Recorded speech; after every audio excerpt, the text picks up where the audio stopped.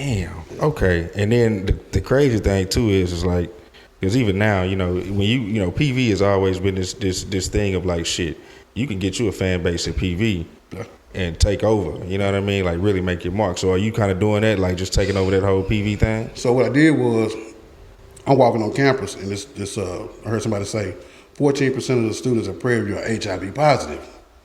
So I'm like, well, who the fuck they testing with this stuff, whatever the case is. And it dawned on me, like, wait a minute. I mean, these kids going back home with this shit, right? So that's what I'm gonna do. I'm gonna do the Beltway virus. So what we did was just accumulate a whole bunch of CDs and dump them in the university. So the kids went home for school break. I say, if my calculation is right, come January, February, we're gonna get a bunch of phone calls from all over the country wanting these CDs. And sure enough, the phone rung, and we created a distribution channel.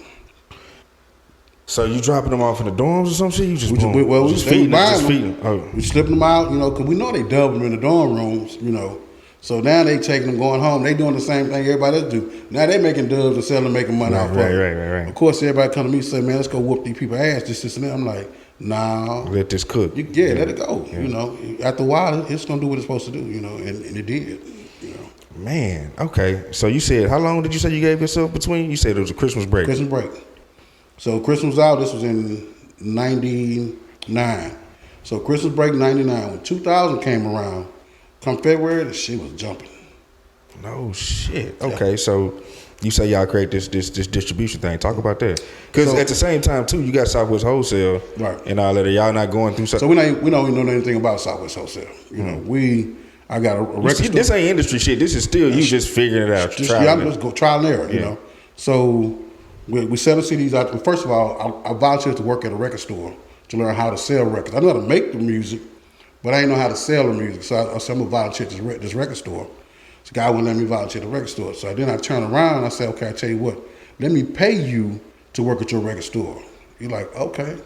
So I gave him the money, and then finally he ended up getting shut out the business, and the owner came to me and said, hey, I see you always working this record store.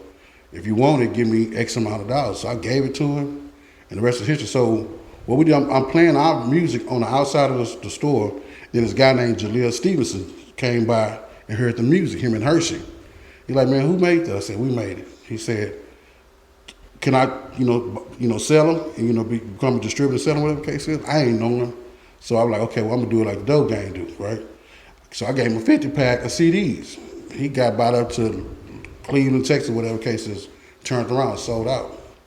Brought the money back. I said, okay, I'm gonna give him $100 pack.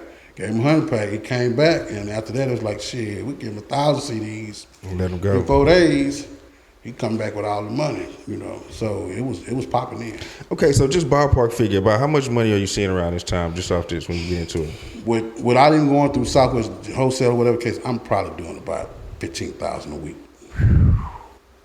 That's no Southwest. That's why I ain't know nothing about Southwest. I ain't need Southwest. I'm making real concrete money. Donnie Houston.